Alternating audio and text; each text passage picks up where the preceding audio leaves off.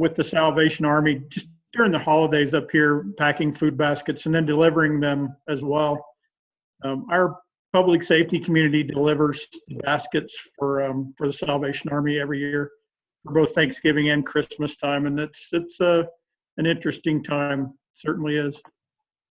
Mark, would you say your name one more time? I got the recording started a little bit late. Sure, it's Mark Wentworth. Okay, thank you. Gail, would you want to introduce yourself? I see you're muted. Yeah. There you go. Yeah, certainly. My name is Gail Engel. I'm from Larimer County, FLTI graduate of 2014. My project and my organization is Grand Family Coalition. We support grandparents throughout Larimer County and Colorado. Some of the work that I've done with the food is kind of a new thought with us, is so many of our grandparents are extremely not wealthy whatsoever. They really struggle financially, and many times by about the third week of the month, they have no food. And so we're trying to work with the food bank to see what we can do to kind of bring in some help in between time. Thank you. DJ? You're muted. Sorry. Yes. So hi, I'm DJ Anderson. I'm also from Larimer, up in Fort Collins, and yeah. And Keith? Yes, I'm with the Aurora FLTI class of 2014, and man, just advocate for FLTI and a number of different causes and organizations. Cool. Thank you. Sylvia? Yeah, I'm Sylvia Gutierrez. I think I graduated in the Arapahoe. I think that was 2010. I work at Denver Health. I'm a researcher there. I work with the Latino community, and one of my program and my project was about teaching Latino kiddos reading. So I used to go to the libraries and have a program there to reading in the afternoon for kids 7 to 13 that they have a hard time to read Spanish or English. Cool. Wonderful. Well, thank you very much, all of you, for joining us. It's nice to have representation from across the state. And I just have a very quick question. Do you think that we should open this up beyond FLTI alumni, or do you think we should just keep it to FLTI alumni?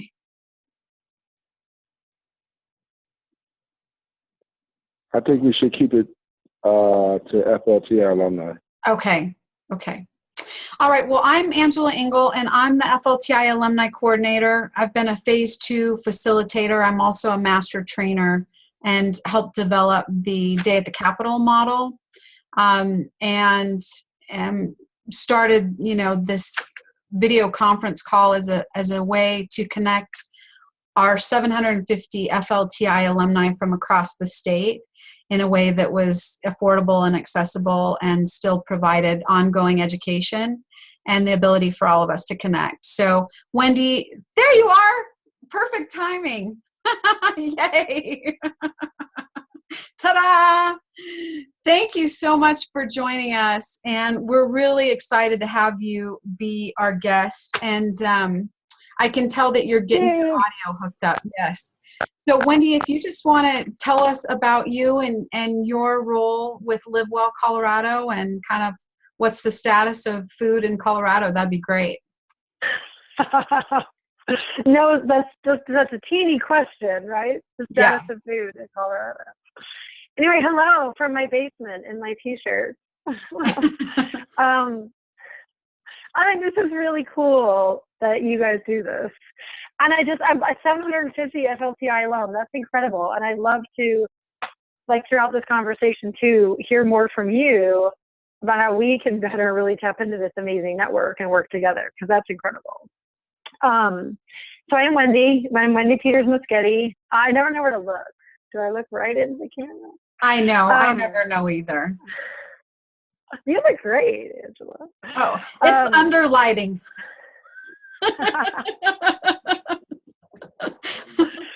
Yeah, I need to bring this down a bit. So, as you probably all have heard, I work at an organization called LiveWell Colorado, and my official title is Director of Food Systems. And I'm going to assume that a little intro is okay about LiveWell and who we are, and then I won't spend too much time right now talking about what I do there. And by the way, if you hear some background noise, I have a cat that hates being shut out of any room, so it's not my 3 children, it's actually my cat that you hear whining in the background. But so for those of you who may not be familiar, LiveWell Colorado is a statewide nonprofit that was founded about 7.5 years ago. You may have come across LiveWell communities in the work that you do. So there's LiveWell Colorado, which is where I work, our Denver office, which is, an independent state organization that was really created from some of our biggest healthcare funders to really come together and bring it to initiate a statewide organization to really combat the rising rates of overweight and obesity. However, by really focusing on promoting access to healthy food and access to active communities and active living environments through policy change and environmental change. So LiveWell Colorado does work at the state and federal policy level, and also we do all sorts of, communications and marketing work, but then also some of you may have worked with LiveWell community-based coalitions. Actually, can I ask that really quickly? Have any of you worked with LiveWell community-based coalitions, about 23 or so around the state? Have any of you worked with them? No. Okay. Well, I will say that some of our sites are affiliated with LiveWell, like they are, okay. Prowers. Mm-hmm. Yeah, of course. Okay, of course. Okay, Prowers. And in Fort Collins, I forget the person who called in Fort Collins. It's not called LiveWell Fort Collins, it's called the Can Do Coalition. Yep. I have heard of Can Do. Yep. So, which is no longer, and they were a 7-year funded LiveWell Community Coalition, which is now sort of graduated out of that. But LiveWell Colorado for 7 years did fund community-based coalitions as well as work with them in other ways. And then sort of communities that are sort of graduating out of that program. And now we're finding lots of other ways to work with communities all over the state. And as my title implies, I really focus on that piece around promoting access to healthy, affordable, nutritious foods, where that doesn't exist in Colorado. So actually, I kind of want to come back to talk about what we're doing later, if that's okay. And there's a couple of things I wanted to touch upon. One is just do really broad brushstroke of kind of where I see, what do we see going on in this world of food systems in Colorado today? And this is really broad brushed, right? And a lot of you who are actually doing this work have lots of better examples. And then I want to talk a little bit just about this real wealth of groups and organizations and networks working in this space across the state, many of whom you've probably already worked with. But I'd love to have some more conversation there, which of these groups and networks and community-based organizations are you working with or could be working with or would like to work with, or some that I don't know of. And then, as needed too, I'm happy to fill in some details about what exactly we're doing at LiveWell Colorado. So does that work? Sure. Yeah, absolutely. So just diving into what we see going on across the state, and actually a resource I can easily follow up, by the way, with a bunch of email links and resources. But I got to make a quick plug for a resource we just developed called the Colorado Food Systems Digital Hub, and I will send a link for this to Angela that can be sent out. Mm-hmm. Yeah. And then when you send that to me, I will send a follow-up email to everyone with the link to this call. Oh, perfect. Okay, great. And why I mentioned the Colorado Food Systems Digital Hub, which actually is you have to log in, have a member login, but it's super easy. That's all you got to do. But we really created it as a sort of go-to resource for food systems work across the state of Colorado for a couple of reasons. One is really focused on data. So we brought together every national data set and state data set that we could get our hands on that have to do with food systems, food access, food environment, food, food security, health outcomes like fruit and vegetable consumption, things like that, and put them in one place with free access. So you can go in there and you can search by zip code, county, census tract, and you can create maps of all these, you can create reports with tables and graphs. So it's one piece of it is this huge sort of data mapping and reporting piece around the food system. I can send you, Angela, to share. I recorded like a 15-minute tutorial of myself walking through the hub, and I can send that as well if anyone is interested. But we also created in there what we call the movement map. And it's this, you can go through all these different filters of different categories of work of exactly this, who is doing what in the state of Colorado related to food systems. So you can search by farm to school or farm to preschool or healthy food incentives at farmers markets. You can search by, who has a food policy council. There's lots of different filters in there. And then you can click and it pulls up like descriptions and contact information. And it needs more work, like people need to keep adding to it. But I just flag that as a resource I will share because we hopefully that movement map is more than me talking, but it's a place where people really can go and see and understand sort of who's working in what space and connect with each other. And there's a forum. Sounds kind of like the Facebook of food. The Facebook of food. We also have a closed Facebook group you can join, Colorado Food Systems. Okay. But this is better, yeah. Because it has so much more capabilities and elements, exactly, and a place to really find each other. And honestly, it's something we're going to use to help us in grant writing, right? To get data and to justify and demonstrate the power of this movement. So even when we're writing grants, this is the tool we're going to use. When we're making cases to policymakers, this is the tool we're going to use to kind of show the power of this movement. So, but what is this movement? So, food systems is a really, really huge term that really sort of captures everything sort of seed to mouth, really sort of seed to waste, the whole cycle of your food system. So how our food is grown, where it's grown, and how it finds us, how it gets to us, how it's processed to get to us, what we do with that food, when we get it, and then how we deal with food waste, which is a very trendy issue right now. So speaking of sort of what we see going on across the state, that's really— What was that last thing that you said, Wendy? How do we deal with, was it food waste? Yes, food waste. Yeah. Oh, okay. Sorry. Yep.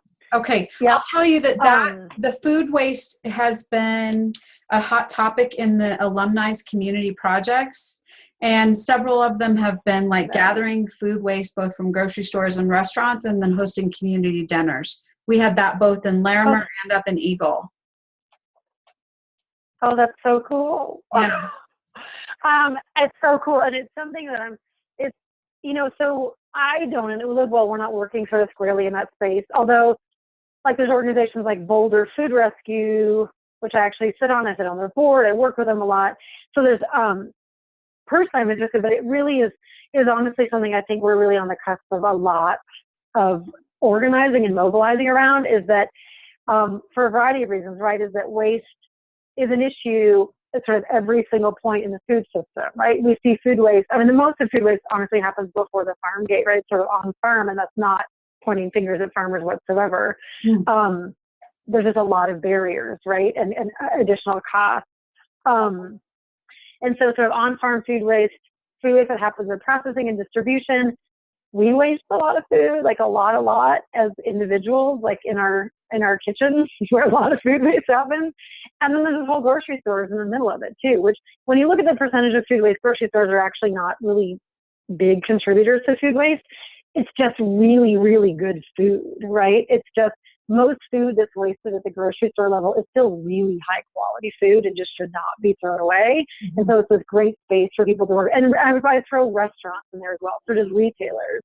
It's just where you see a lot of high quality food getting thrown away when into the landfills instead of like to people who may need it. So I just think it's a really exciting point in this movement. And there's a couple of really exciting upcoming events. One called Feeding the 5,000 that's upcoming, I think, on Friday in Denver. So organizing that's happening on food waste. So if there's interest, I'm happy to sort of send some other specific information about who's sort of doing more organizing in that food waste space. But that's definitely one issue area where you see a lot. And we have, the food rescue organizations as an actual standalone nonprofit, really started in Boulder with the Boulder Food Rescue, and then moved to Denver and Colorado Springs. There's a lot of other people doing a lot of work, but I think you're going to see a lot of more organizations popping up because there's just so much work to be done in that space as well. So anyway, that's a lot. And again, I'm happy to send resources or talk more. But I think this is what I think the food waste issue is really indicative of what I see as where where we really sit right now in food systems work. And that is, and of course I work like in this public health organization, so I'm, you know, I don't work in an agricultural organization, so I'm a bit biased, but what I really see happening right now across all food systems work is really how do we connect our Colorado agriculture, the good, healthy food that we are producing or we can or could be producing, to where it doesn't exist, right? To people who need it, to stores that don't have it. And so where I see the most movement by far is really in the connections of those space. Oh, whoops, am I breaking up? No, that's me. I'm about to meet myself. Oh. I apologize. Okay. No, Keith, what's your number? I can help mute you. Are you 2846? That's me. Oh, okay. All right. I think he's got it. Sorry about that. Wendy, and you I just can't, had a please quick interrupt question. me anytime. Yeah. While we're in the pause. And I guess, you know, one of the questions would be, how is Colorado different than other states, and who's helping to fund a lot of this work?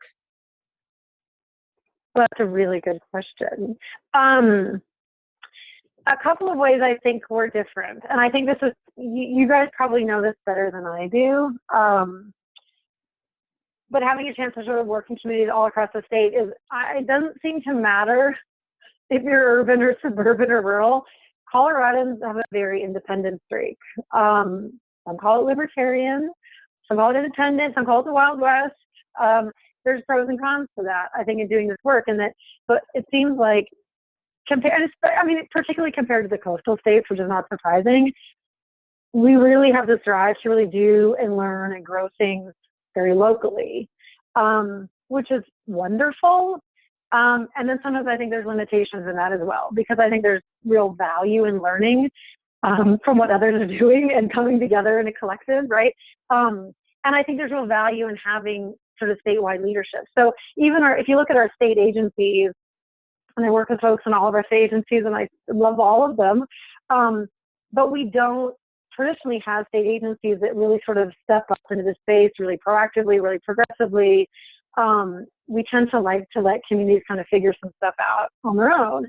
And so it's a dynamic that has led to, I think, a lot of innovation, right? That's something else that just in general we're known for in Colorado, is innovation. So it's led to a lot of innovation and incredible on the ground work. And yet sometimes I don't think we really sort of harvest that power of each other as well as we could. And we maybe don't demand from our leadership what we could. And, you know, as probably a lot of you know, which is very unique about us, is that we just don't fund things as a state. So a lot of the work that I'm interested in too is like, how do we change the system, right? How do we make this easier for everybody? How do we remove barriers to this work?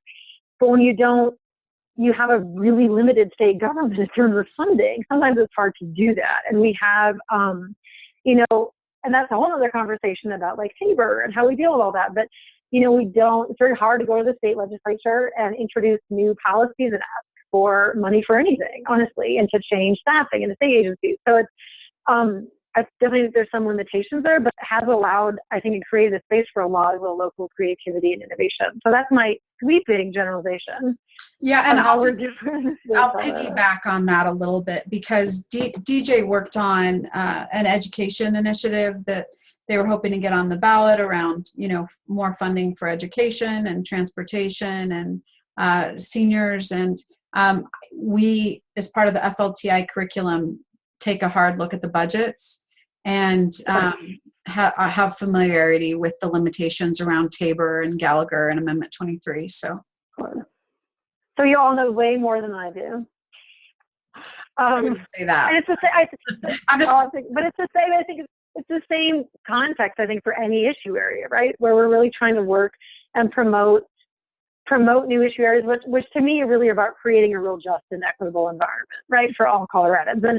And I'm of that half of the spectrum of this too, that all work is great work, but really to create a very just environment for everyone, you really need to kind of change the system and remove barriers for everybody. But I think so in terms of funding, there are some biggies. The Colorado Health Foundation is a real biggie. They're probably one of the biggest health foundations in the country. They're certainly the biggest foundation in the state of Colorado, and they've been doing funding work, as you know, from personal experience, in this realm and in healthy communities for a very long time. They, like others, I think, have been trying to figure out what do you do around food access, right? And how do you work in this space? And it's so big, and there's so many factors in play. But they're very committed to healthy communities work. There are others that fund some at the state level, some at regional. Obviously, there's some community foundations, I couldn't name them all, and you wouldn't want me to, but that have been very interested in sort of the food system space, others not so much. And then there's some others like the Colorado Trust, which I think via their newer model of really sort of letting issues arise from the ground up. You'll see maybe some communities look at food issues. The Gates Family Foundation certainly has supported a lot of this work. Some of the other Kaiser Permanente has been really, really focused on issues of food security. So funding folks that look at sort of, SNAP, which is formerly food stamps, they're really funding work to increase enrollment, say, in SNAP programs, or working with healthcare to integrate assessments around food insecurity. So, Kaiser's been pretty focused on issues there. And then other funders, so those are sort of the statewide funders. Where we're really focused and where I'd love to see more money come into the state is really from federal grant opportunities. So there's a great website, Know Your Farmer, Know Your Food. And you can even go to the Food Systems Digital Hub that I mentioned, and we link to all the best of the best funding resources.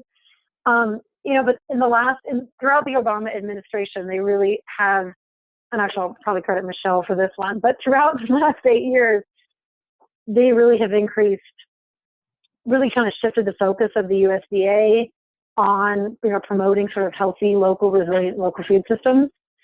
And there's just been some really wonderful federal grant opportunities that have come out. And so I think looking at sort of all those Know Your Farmer, Know Your Food ones is which is great. It's great. I love that the federal government is playing in the space. And then also we have this great asset. Some of you probably worked with USDA rural development. Obviously a lot of Front Range counties are not eligible for rural development funds, but in most counties by number in Colorado are eligible for USDA rural development funds, and they have been an incredible partner in whether investing in like food hubs or cold storage and working with food pantries or all sorts of other means, have been increasingly proactive and sort of in the food system space. So that's not a very good overview. Does that help? Or that other questions on the funding piece? Yeah, and I have a couple of questions, and I'm going to pose them now, and then we can end with them. But because I want to give everybody else the opportunity to kind of talk. But two questions that I have as I'm hearing you talk is, one is, what are the barriers? Like, we know that there's, farmers that have food, and yet, there's apple trees that people have apple trees that are falling to the ground and everywhere. And so my question is, and I don't want you to answer right now, but what are the major barriers between healthy food and getting them to our families and children? Number one. And then number two is, if there were a vision, a collective vision of where we wanted to be in, say, 10, 20, 100 years around healthy, accessible food, what would that look like? And I heard you say a couple of the barriers in terms of a lack of coordination between, communities and agencies, and, some pretty significant funding barriers, which Colorado continues to be challenged with given our tax restrictions. But let's end with those two questions, and hopefully we can open it up to the rest of the group too for things that you guys want to talk about. Those are great questions. So, in like the 2 hours, right, that we have, those are really big questions to talk about. So, I mean, I think there are a lot of barriers.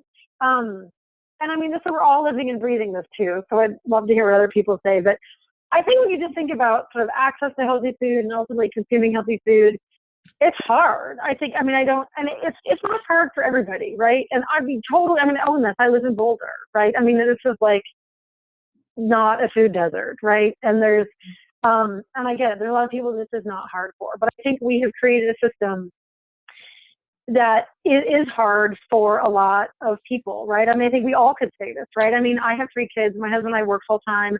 Coming home and like cooking a healthy meal, it's just sometimes it's just hard. And it's just crazy. I mean, I say it's an SHIT show all the time, right? Excuse my language, but it is. Like when you come home, it's kind of hard for everybody.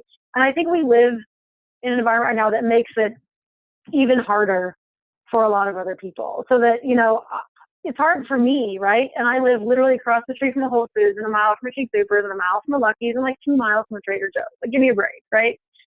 And, but I think there's so many places across Colorado that are really isolated, right? That, you're tired, you're overwhelmed, there's a lot in front of you, and you're surrounded by some really crappy food options. So I think it's sort of 2 sides of this coin is that, and this all goes way, way back to my answer on the collective vision, though, which is really farm policy. So not to get too policy wonky, but we have created this sort of, policy environment where it makes it really easy to grow and sell really cheap, crappy food that really contributes to poor health outcomes for all of us. And guess what? I mean, a lot of that poor, less healthy food is really concentrated in low-income communities and communities of color. Mm-hmm. And that's really where you see a lot of heavy marketing. I mean, so much marketing that is so targeted to low-income communities and communities of color that it's just really beyond shameful. So, it's just like, it's something that's sort of hard anyway to go home and feed your, family a healthy meal. And then we've just made it that much harder, I think, for some pretty strapped communities. But I think what's important about there is that barriers are that we often talk about promoting the good, which I fully embrace. Like, let's build a farmer's market and let's build community gardens and, and let's, whatever, have more of that fresh produce, which is so important. That most of what my work focuses on. But there are some of the other barriers too. When you drive by, 5 loaf and jugs and 3 McDonald's right on your way to your farmer's market, that's a heck of a lot to overcome. And so we've kind of let that whole landscape get pretty out of control, but it's because there's food that's just cheap to grow and easy to sell. And that's when I say it sort of looks back to farm policy. So I think moving to that collective vision long term, we have so many amazing people working all over the state of Colorado on this. Ultimately, I think I would love to live in a world where it's just really easy to grow fruits and vegetables, right? That's like the easy thing to do as a farmer. Yeah. And it's easy to grow them, it's easy to sell them, it's easy to find markets for them. And that's like, this is the crazy abundance, right? And that's like, there's a million steps we need to get there, but it's not like easy to like grow corn, to make corn syrup. That's a hard thing to do because it's really not good for any of us. But I think to the end, that collective vision is, and there's all these, I was just writing down some notes before I got on the call of like these amazing networks we have across the state of Colorado that some of you may have worked with, Wendy, Mountain Farmers Union. Yeah. Let's save the collective vision for the end. Okay. Let's end on that. Okay. We want to end on a positive note. And I'll just say, I know that the Northeast community, a lot of the community organizers in the Northeast of Denver, really frustrated because one of their major grocery stores closed down. And instead of putting another grocery store in there, a charter school was moved in.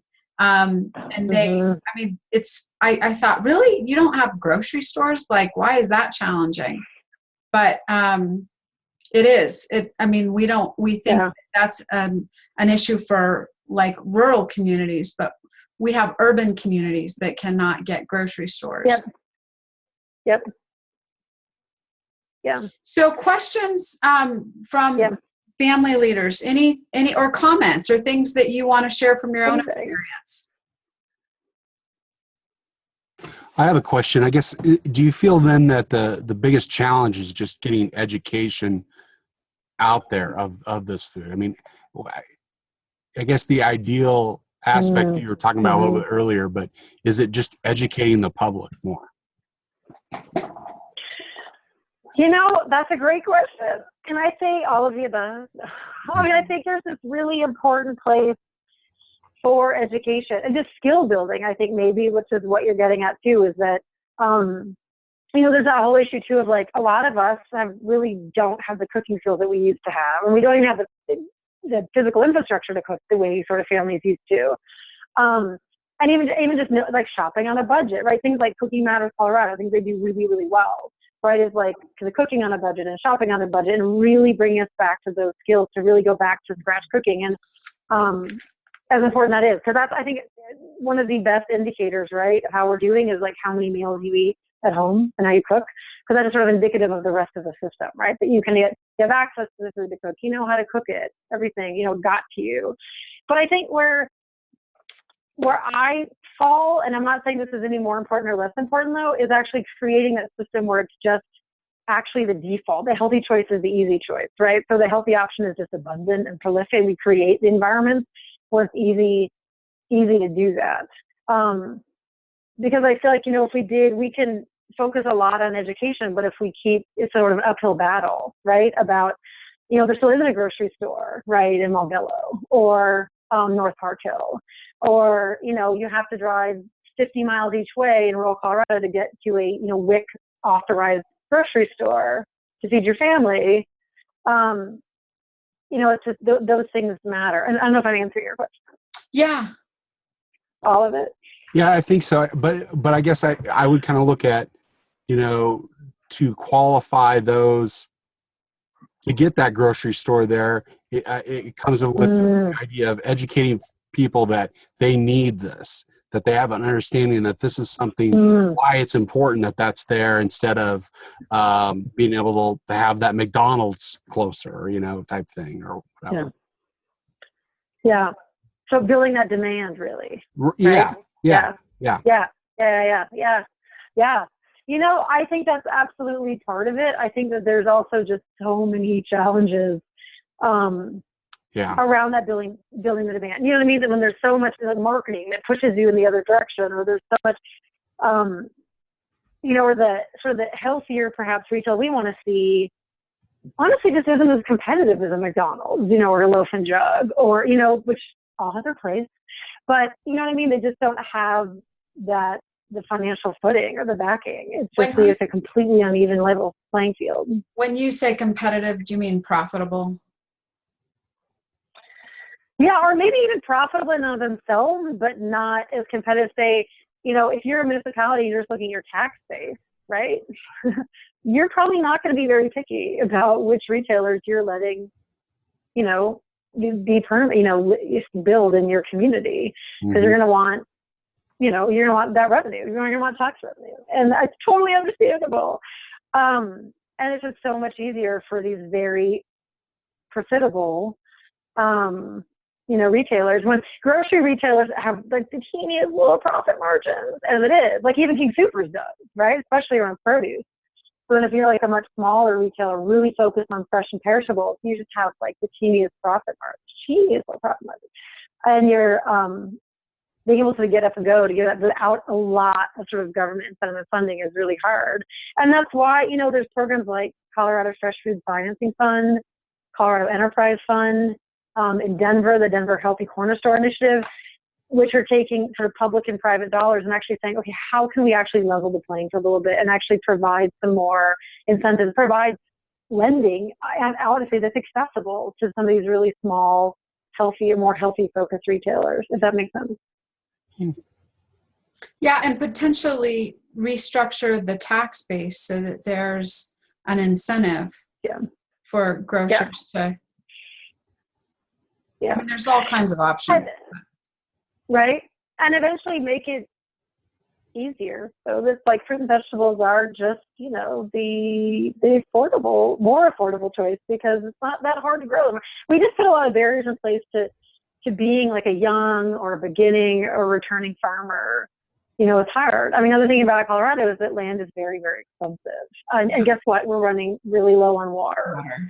So it's pretty hard. And when you are competing against, you know, you want to grow food and you're in Summit County or whatever, I mean, that's a joke, right? You're in Chaffee County, right? Or anywhere that's anywhere near any resort community. There's no way you can buy land as a farmer. Yeah, and yet there's all these cool new innovations like hydroponics and, you know. Yeah. Yes, and efficiencies, right? And vertical growing, which I think is cool. Like that's that innovation piece, right? People are totally figuring this out. And I think iLove is so exciting too, and that is that connection that I was trying to describe about, you know, sort of leveraging our purchasing power to connect to Colorado agriculture. And I think that means even all of our federal food assistance programs. So if it's food stamps, or SNAP, or WIC, or the school meal program, like think about farm to school, there's tons of federal dollars that are being spent on food. So how do we use those dollars, right, to support Colorado farmers, to support healthy, perishable, fresh food? So that's where I think it's so exciting. And a lot of this work is going, and you see the same work, it's a little bit different, but in food banks and food pantry work, right, is like really moving more like how do we stock the shelves with fresh foods and perishable foods? And that's where, like, you know, the food rescue and food waste piece comes in. And how do we work with farmers more? How do we do, you know, we now have a tax credit that was created in our legislature for farmers that donate to food banks. But I really think that is where, like, all of this work is really focusing. We do have a lot of resources out there. So how do we use all the resources we have, whether it's a food bank buying produce or food stamp program or the school meal program to buy more produce and perishable food? What did you say sense? about the incentive for farmers who donate to food banks? Donate. Yeah, so it's called the Charitable Crop Donation Act, and it was created 2 years ago or 3 years ago, I can't remember. And it's a tax credit for farmers that donate produce to through our we have 5 major food banks in the state of Florida, so through their network. Wow. And you know, we're trying to understand every season, you know, who's using that and who isn't, and it might not be quite enough of an incentive, but it's a start.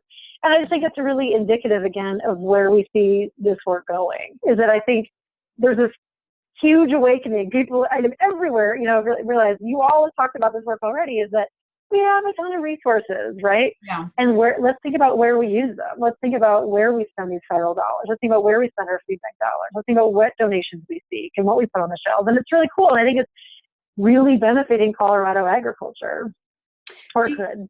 Do you have recommendations for us as individuals for things or changes that we can make within our own homes and our own families to ultimately improve healthy access for others? Oh, that's a really good question. I'm like a city planner. I live at systems level. I'm not good at that. And I honestly feel like sometimes I'm preaching. So going into my little policy systems level change hat is that, you all have such incredible connections, is that, you know, we work with, there's about 16 or 17 local food policy councils across the state. And we work with them. We've actually brought them together under what we call the Colorado Food Policy Network. And so, but you see more and more of these locally based coalitions coming together around food that, quite honestly, need more of a resident perspective. I think they're very good at getting local government agencies and the food pantry and the school district and others like that involved, but not just a whole lot of residents, because we're all involved, right? We're all eaters, we all have a stake in this. So finding out if there's groups like that that are organizing locally and having a voice, you know, and even if it's the National Young Farmers Coalition or Rocky Mountain Farmers Union, they all have chapters across the state of Colorado, you know, and being, and actually National Young Farmers and Farmers Union are good examples because they do policy work. They do state and federal policy work. It's a really, really good platform to have a voice and to raise a voice. And actually there's an FLTI alum, Megan Lovelace from Eagle County, who's heavily involved with that work. Yeah. Mm-hmm. So I'm totally going to punt to get involved locally. And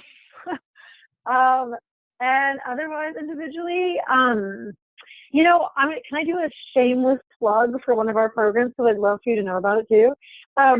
Is that we launched a statewide program called Double Up Food Bucks. And it's where we double if you spend your SNAP dollars, so food stamp dollars, at a participating one of our partners. We have 42 locations across the state this season.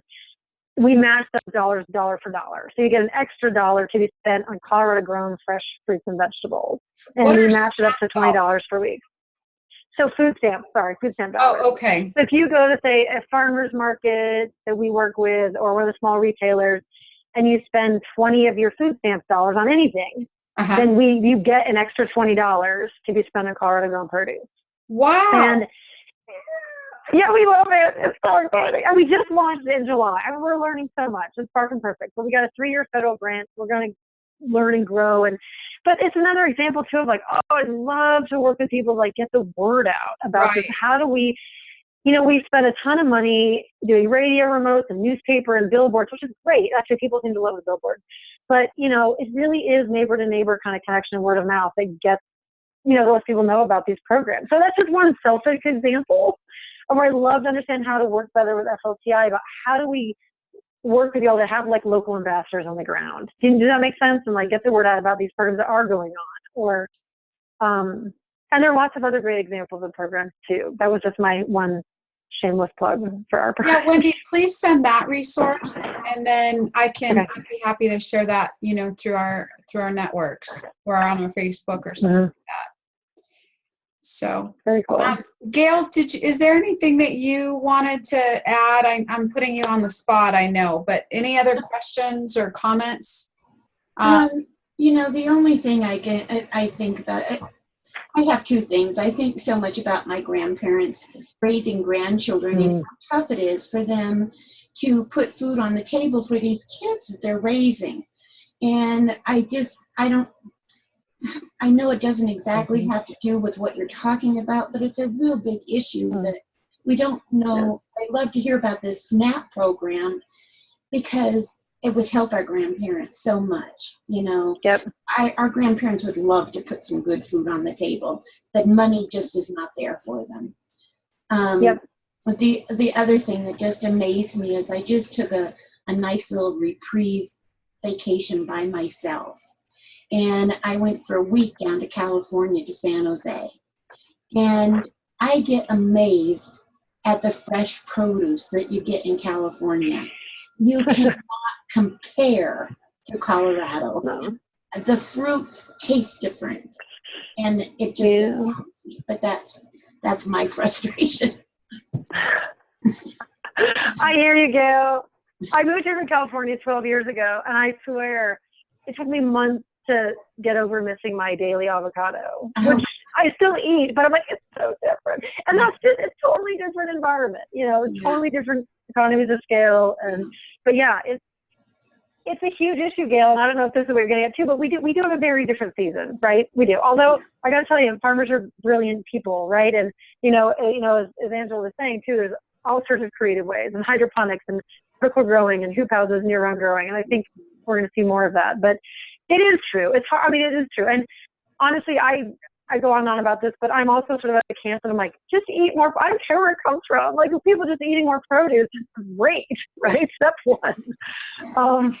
And I'll be honest with you, 2 of my 3 kids ate a bunch of mango this morning before their dinner, right? I mean, that's not remotely local, right? Or seasonal. Like, but I was like, great, they asked me for fruit. I'm not going to say no. It's a great thing. It's a win. So it is different. And we have to have that reality check, right, of what can Colorado actually do in that space. But, I think maybe, and this might be missing it a little bit to your first point, Gail, about, with everyone and being able to afford healthy food. And your discussion of your grandparents is that one thing I actually wrote notes and did a huge circle of, and I failed to mention it though, but one thing we're also very unique on Colorado is we don't actually participate in the programs we have. So if you think of SNAP food stamps, I think we're ranked like 46th in the country in terms of participation rates, in terms of how many who are eligible actually participate in the program. And, WIC, the WIC program, Women, Infants, and Children, does probably fares a little bit better, but our participation rates are probably also kind of low. Even school meal programs, families that are eligible, right, for free and reduced lunch and breakfast and live in districts that have free breakfast. We just don't as a state really take advantage of these programs and participate in them. And I honestly think there is something hugely sort of cultural to my early on point too, of like, we're kind of got this independent streak, right, as a state, and that's really not a bad thing, but it is damaging to maybe our health and our grandkids' health, right, when it's like we're not participating in these programs, which really could help bridge that gap. So one huge plug. to end on too is like all, you know, and working with FLTI to say, how do we have folks on the ground too that just encourage people to enroll in these programs? And, you know, Hunger Free Colorado is the best resource in this realm, particularly around SNAP, so food stamps enrollment. But I just think that's a huge message. Like, how do we as neighbor to neighbor break down some of those barriers? And some of them are technological barriers, right? That it's just hard, right? And it's just hard to get in the office, and it's really far away, and the applications are hard. But we're doing a lot better, and I can do a lot online, and there's mobile app with all this great stuff. So how do we just get the word out that it's okay to participate, right? It's not a weakness. It's a really good thing. And by participating in these programs, you're actually feeding your family, healthier. So anyway, that's my. There's a new program here in Larimer County that I am very proud of to hear. Oh, shoot, my phone's going to ring. There's a program here in Fort Collins called Vita Sana. And this program, oh, yes. Yeah. Are you familiar with them? I am, yeah. No, keep going. Yeah, well, the Vita Sana was originally set up to help Latino families, and they would go door to door to get these families to participate in healthier eating, participate in healthier activities. And they have one little, it's a trailer park, a mobile home park up here, and they have, what do you call it? Zumba. They have 6 groups of Zumba a week. So that's incredible. I love it. And they have come to our organization, and they are now opening it up to everyone, not just Latinos. And I think that is going to be a big help to get those people to be able to have access to things like SNAP. So it's happening. Yep. That's a great example. I love it. And more, and we see a lot of sort of the promotora model, or community health worker. There's a lot of different, I think, words for different places, but yeah, those programs. It's a great example. It's a great. Yeah, and Wendy, I'm sure you know this, but the biggest thing that I hear from our Latino communities is just that the nutritional quality of the food through those breakfast and lunch programs is just not adequate. No, it's not. Yeah, I will agree. That's true. And so it's like if you want participation, then you have to improve the quality of the meals, because they don't want their kids eating chicken nuggets, 5 times a week, and exactly. Yep. So, and it's a total catch-22, right? Because if you don't participate, people don't pay to participate, you're not going to see a whole lot of change in your meal program either, right? It's kind of like a no-win. I hear you. It is a huge issue everywhere. And it's, so separately too, one thing the LiveWell Colorado does, we have the School Food Initiative, so we work district by district, so it's slow but deep, to work with their entire food service staff to move back to scratch cooking and away from processed foods.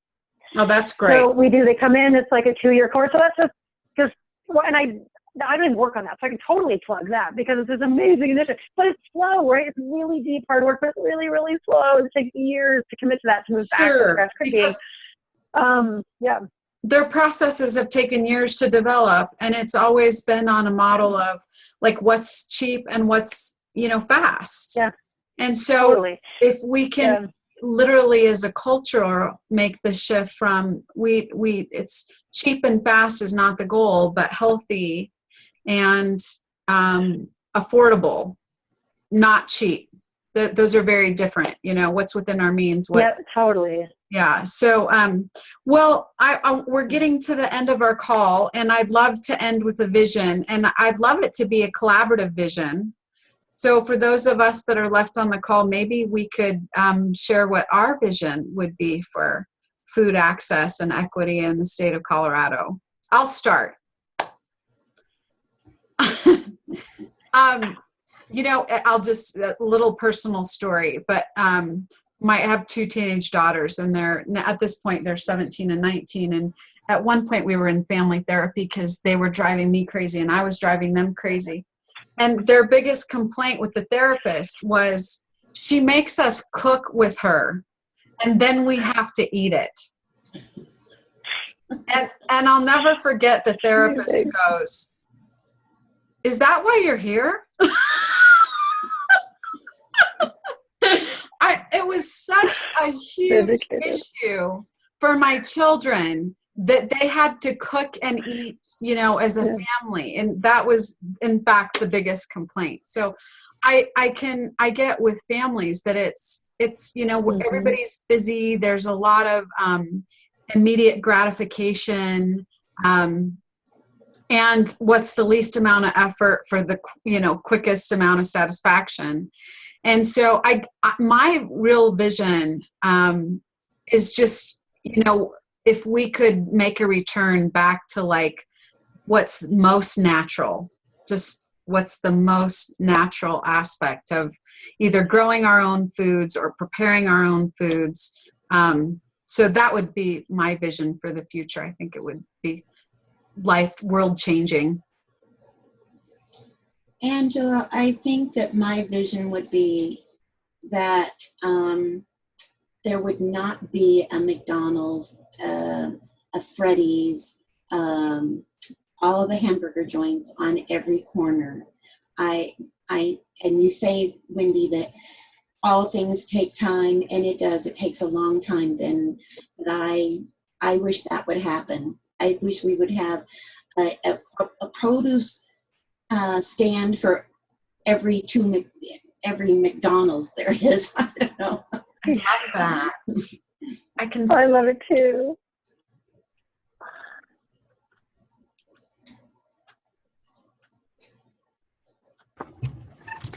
I'm not sure I can come up with anything right off the top of my head here on this one.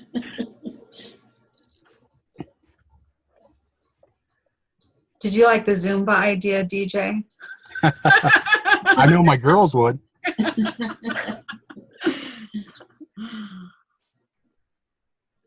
Wendy, is there a collective vision for what we're trying to get to? Great. Ditto on all of that.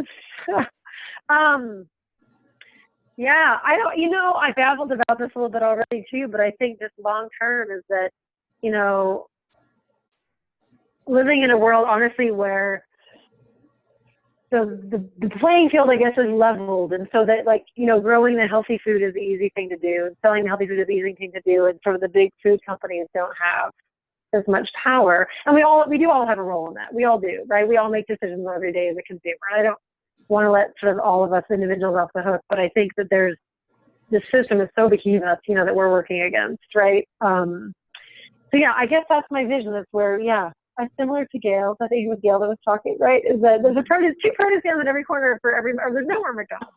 Sorry, because it's just hard and laborious and expensive to grow, you know, highly processed foods and to actually highly processed foods. It's actually really cheap to process foods, right, and to get them to market. And I guess that's my vision, where that's, as it used to be, actually a little expensive to do that. But we really support young and returning farmers. We support fruit and vegetable growers. We make that the easy thing. That's what I want. Support food and vegetable growers. Mm-hmm. Yeah. Yeah. Of any kind, any scale, right? Backyard, big farms, whatever. And with there's our no barriers to doing that. And our pocketbooks and our forks. Yeah. Yeah. Yeah, I'll just make a couple of plugs for 2 film documentaries that I think really look at this issue, both from a health perspective and from a social justice perspective. One is Forks Over Knives. And if you guys haven't seen that film documentary, it'll change the way you eat for sure. And then another one that I just saw that was fascinating is called Poverty Inc. And it talks about how the federal aid around food internationally has really compromised various countries. For example, like dropping in rice that's cheaper, then all of a sudden it's, you know, those farmers are no longer cultivating their fields to produce what is being provided for less in aid. And so all of a sudden now they're out of jobs and they've lost their ability to produce their own food. So it was a very interesting perspective that I hadn't considered before. So Poverty Inc. and Forks Over Knives, if you want to continue to look at the issue from a film perspective. Wendy, any other books or films you'd suggest too? Oh God, there's so much good reading. But I thought Fed Up was really well done, which is basically in the sugar industry, which is, we've been so obsessed about like fat and other things like this, but it's like the abundance of sugar, honestly, that is really dire health outcomes, sugar. So Fed Up is really good. And I like The Place at the Table as well, which more looks directly at sort of how we're addressing food insecurity in the United States. But A Place at the Table is cool because I think they highlighted 3 families, maybe nationally, and one of them is a Western Slope family. So they filmed part of it in Colorado. So that's cool. Oh, cool. Oh, and then I'll send you a link. Oh, speaking of super cool, launching like next week there's this national web series. I am completely drawing a brain. I'm totally freezing right now. I can't believe I'm forgetting what's called. That's okay. Anyway, it's resources, and I'll make sure I'll that send you it to to everyone. Yeah, so they do every year. They go a different location. It's like an 8-part web series, and it's filmed in Colorado. This next series, that launches in October. That I will send you. We might have to have a FLTI screening. Yeah. Cool. Well, any final thoughts, Wendy, from you? No, this is great. I mean, I think I'd love to be in touch more too about. I'll follow up and send some resources that I mentioned, all that. But I'd love to be in touch too, just about how we can learn from this incredible FLTI network and tap into that more, and when and how to engage each other more. I'd love to get some more feedback from you all on how to do that as we go. Awesome.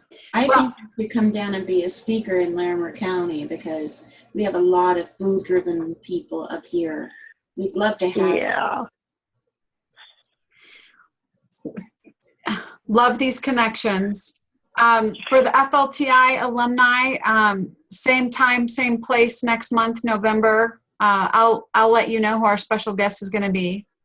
And Gail, DJ, those who had to leave us early, Keith, Mark, Sylvia, thank you so much for joining us. And Wendy, thank you so much for the work that you're doing across the state. It's really important work.